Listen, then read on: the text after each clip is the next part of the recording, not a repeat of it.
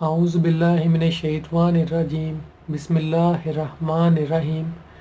ہر مشکل سے بچنے کا وظیفہ، کسی بھی آپ پریشانی میں ہیں، مشکل میں ہیں، تو یہ وظیفہ آپ کے لیے بہت ہی اچھا ہے۔ بعض اوقات ہم پریشان ہو جاتے ہیں، ہماری زندگیوں میں پریشانیاں آ جاتی ہیں، لیکن ہم اللہ تعالیٰ سے دور ہو جاتے ہیں، اللہ تعالیٰ سے ہم مدد نہیں مانگتے، ہم ارد گرد لوگوں کے پاس جاتے ہیں، ان سے اپنی مشکلات کا ذکر کرتے ہیں کہ ہمیں مشکل آ گئی ہے، ہماری مشکل کو حل کر دیں، لیکن ہم خود اللہ تعالیٰ سے نہیں مانگتے، حالانکہ اللہ تعالیٰ ہماری ہر مشکلوں کو دور فرماتا ہے۔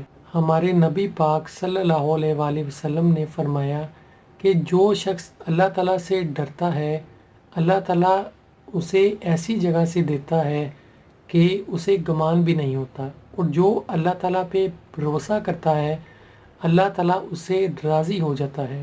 حضرت عوف بن مالک رضی اللہ عنہ حضور پاک صلی اللہ علیہ وآلہ وسلم کی خدمت میں حاضر ہوئے اور فرمایا کہ میرا بیٹا مشرکین کی قید میں ہے اور میں فاقوں کی حالت میں ہوں، میرے پاس کچھ بھی کھانے کے لیے نہیں ہے۔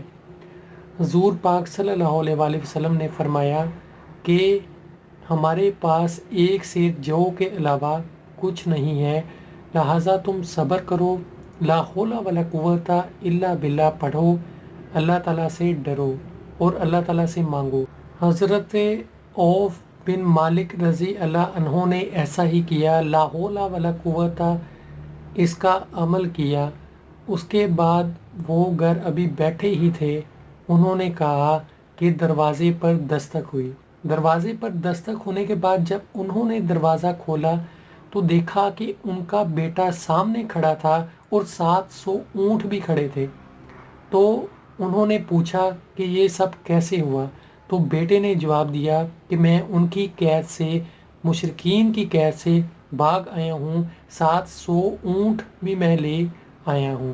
تو سبحان اللہ، لا حول ولا قوت الا باللہ اپنی زندگی میں پڑھیں، ہر مشکل سے آپ کو نجات ملے گی، ہر مشکل حل ہوگی۔ اگر ہم اللہ تعالیٰ سے مانگیں گے، اللہ تعالیٰ ضرور ہماری پریشانیوں کو ختم فرمائے گا۔